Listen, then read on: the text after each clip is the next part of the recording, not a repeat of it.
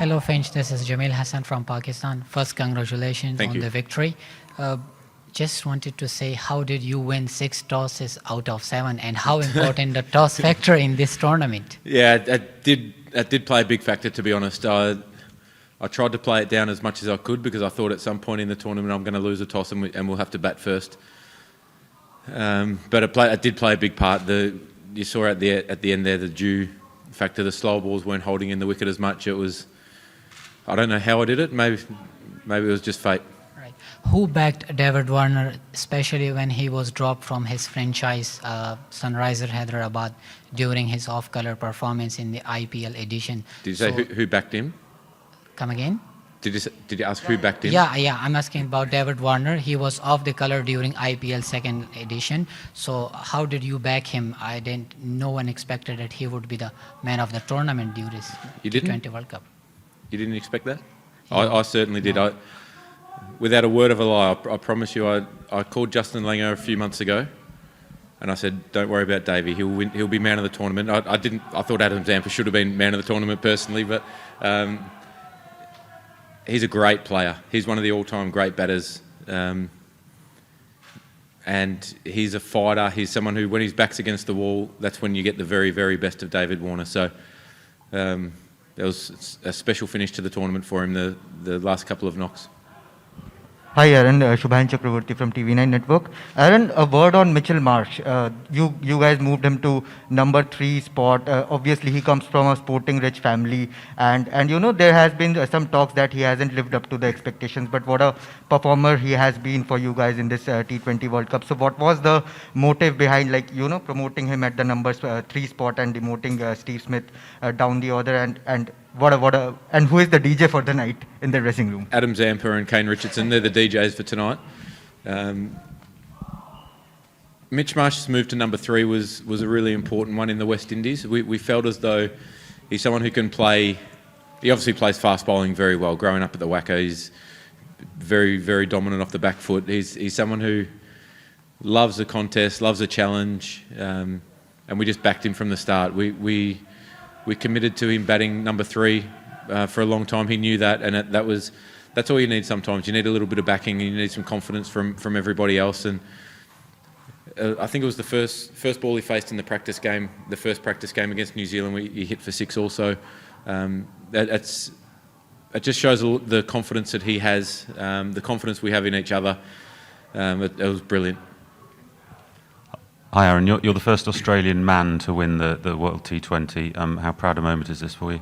Yeah, it's awesome. It really is. I think there's been so much talk about this being the one that's been elusive to Australia.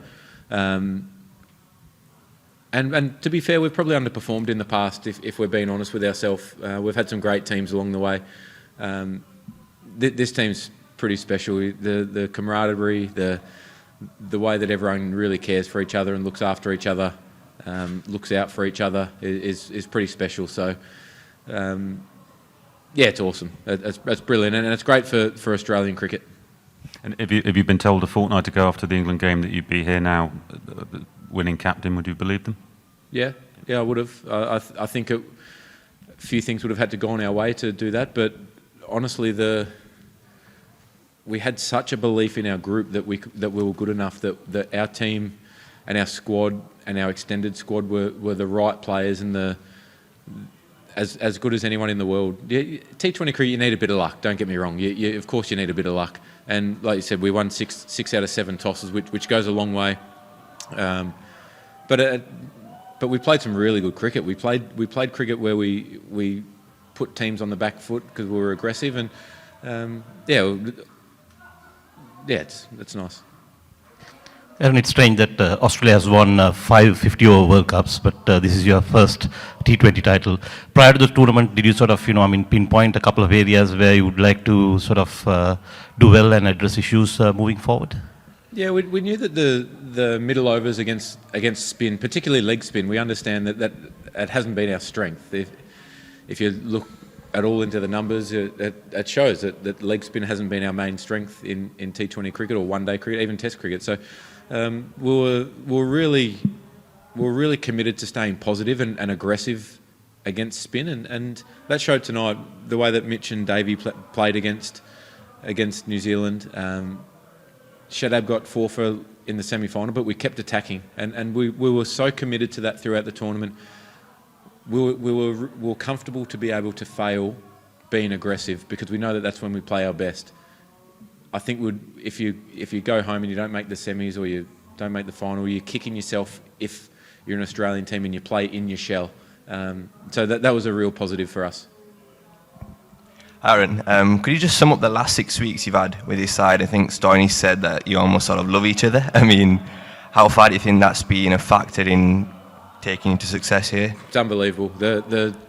It's been brilliant. It honestly has.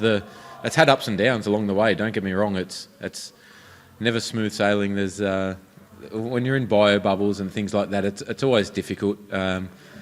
Guys get along very well. We've played some golf together. We've hung out. We've been able to relax and just enjoy each other's company. But when you're in each other's company 24/7, of course there's going to be issues at times. But that's a part of being in a team. And as you can hear in there now, there's always music playing in the corridors of the hotel. Everyone's doors are always open. It's been brilliant. And just on Marsh, I think 2 years ago he said in a press conference that most of Australia hates me. I mean, I'm sure all of you love him.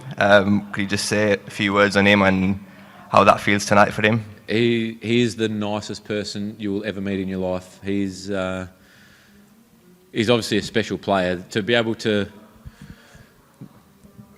put up with the critics for so long, when his performances haven't been bad by any stretch of the imagination in any format of the game. If you look at his ODI numbers, they're very good. For him to keep coming back and keep improving when people keep doubting him shows how much of a quality person he is.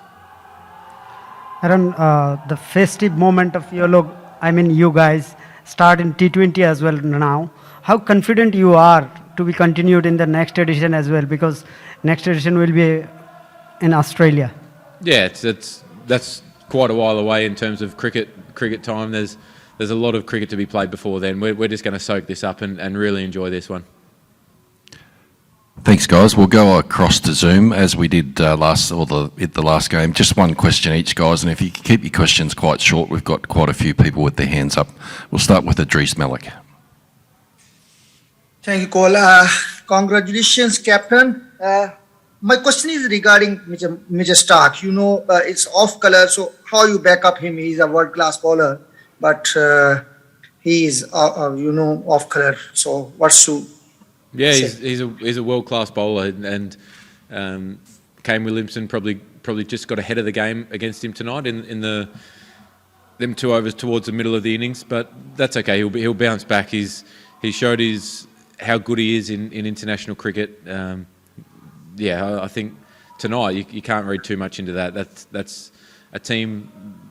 New Zealand were probably a little bit behind where they thought they should have been after the first 10, and they took a chance and got away with it. So he was, Mitch was brilliant for us and great around the bowlers as well. So that can never be underestimated either.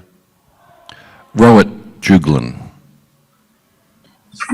Hi, Aaron, congratulations. Just want to ask how you see your individual performance. We see in the past that you were quite open about your performance, be it in dressing room or, addressing it publicly. How you see your performance? And the second part of the question is, do you think that, overall Australian players have played less amount of cricket in last 12 months or 1.5 years? They're very fresh, they are injury-free, no bio-bubble fatigues as compared to other teams. So do you think that this really helped you as a team to achieve this? Yeah, I think so. Different guys' preparations for this tournament were at different stages. Some were at IPL, some were at their state pre-season, some were rehabbing and coming off injury. So yeah, I think that played a part as well. That to be mentally fresh towards the back end of the tournament, physically fresh as well, I think was a really important part. And as for my form, it was poor the last 2 games, 0 and 5. I think 9 against West Indies. Yeah, it's not ideal. But I've always said I'll take no runs and a win any day of the week. We'll go to Shubman. Thank you. Hi, Skipper. So my question is to you is that do you have any particular message for the fans and the media persons who have supported you throughout in this journey? Yeah, of course. Obviously, we're very, very thankful of the Australian public and the cricket public who have supported us right throughout. It's been special to feel the love, feel the support from home especially. I know that the time zones haven't been ideal to be watching the games. I think they've been starting at 1 a.m, especially the finals. But the amount of people that have been getting up, turning on their alarms and supporting us has been unbelievable, and we're very, very grateful for that. Srinjoy. Hi Aaron, congratulations on the win. Mitch Marsh was a man of the match, but Josh Hazelwood played a huge role in the first innings. I mean, he in fact is the only player to play both the IPL and World Cup finals this year. I know some of the players pulled out of the IPL, but did Josh give you guys any sort of tip on playing in the UAE after having bowled all those difficult overs for CSK? Yeah, he was really important with our bowling group. He shared his experience of CSK to be able to.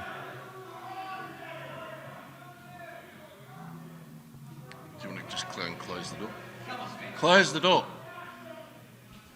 To be able to share his experience at CSK, I think was really important. The lengths to bowl, particularly at the end of the tournament, where the wickets start to get a little bit more worn and hard length, which is Josh's specialty, I guess, was tough to hit. So yeah, that was really important that he passed on that information. And honestly, his performances in the IPL probably forced his way into the starting 11 over Kane Richardson, who's a wonderful T20 bowler and someone who's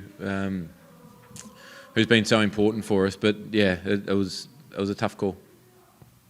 Scott Bailey. So yeah, Aaron, just one on JL. Obviously, it was only a couple of months ago. There was plenty being said about him and where he's at. What do you think this means for him? And secondly, did you notice any changes in him in this tournament that potentially helped you guys get to this point as well? Yeah, he's been great. The vibe around the group has been unbelievable. To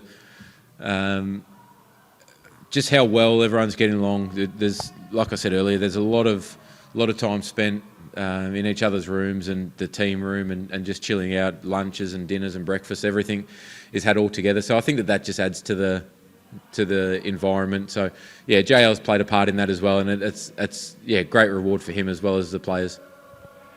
Stefan. Hi Aaron, congratulations. I think I'm right in saying you're on the same flight as the England players tomorrow. Can you tell me what you think the mood might be like, the contrasting moods might be like on that flight, and how Australian cricket might be buoyed into what's coming up over the next few weeks, please? Yeah, I'm not on that flight, so I don't know how it's going to go. I'm flying home to Melbourne, which is nice, to no quarantine and being with my family, which is all good. So, I think the fact that we had so much support from back home, even through some times when we weren't playing our best cricket and there was some inconsistent performances, I think that shows how committed we are to playing cricket for Australia and how much we love it. Louis Cameron.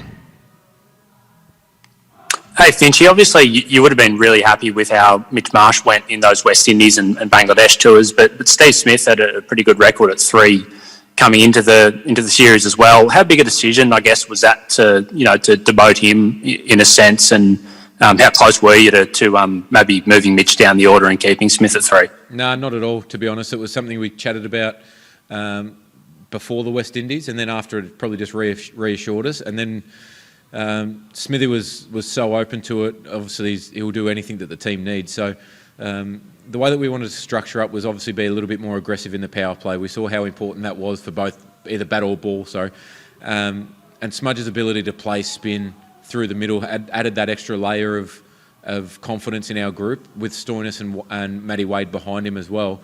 So that was the way that we tried to structure that up. So that's all it was. It was it turned out to be a nice move. Matt Roller. Hi Aaron, just on Mitch again. You obviously left him out against England. Could you talk about how he responded to that decision on the night and then his performances in the next 4 games? Yeah, he bounced back beautifully. He was obviously disappointed. Everyone is when they get dropped. Don't know anyone who's over the moon when they get dropped. So he was disappointed, but he knew that it wasn't a performance thing. It was only a structural change of the team. We went with a different makeup. So that's all that was. So, but the way that he's bounced back has been unbelievable. Ben Horn.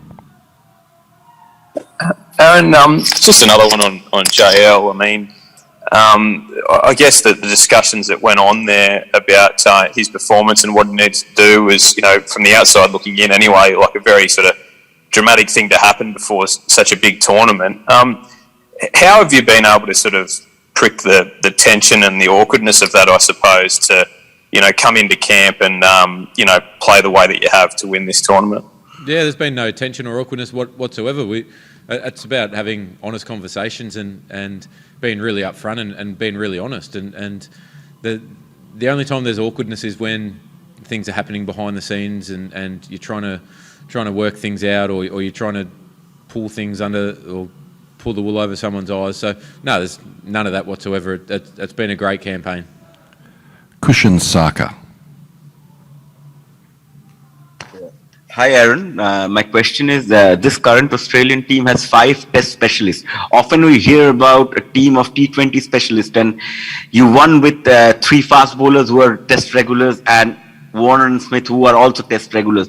So do you think it's a kind of a myth that a T20 team needs only T20 specialists per se? Oh, there's a argument for all of it. Whichever way you want to structure up, we're lucky that 5 of our guys are brilliant test players and have been for a long time. So, but they've all proven themselves in T20 cricket as well. So I don't think you can read too much into however you go about that. I think it's important that you're picking guys for specific roles and they execute. Last one, guys. Salman Khan. Thank you, Finch. First of all, congratulations on your victory. What do you think what was the turning point of today's game, and how much does it benefit you in this matter today? Sorry, what was the first? What was the? Oh, the turning. I thought the way that we bowled with the new ball in that power play was obviously really important. That first 10 overs to restrict New Zealand to I think 57, but we knew they were 1 down. It was always going to be tough because the dew started to come down quite heavy, which we hadn't seen at all in the tournament so far. But I think the turning point was when I got out to be able for Mitch Marsh to be able to come in and play the way that he did. He was outstanding. That partnership with Davey was brilliant. The way that they put the pressure back on the opposition, it was exactly. Cricket की खबरों के लिए India TV cricket YouTube channel subscribe करें, bell icon दबाएं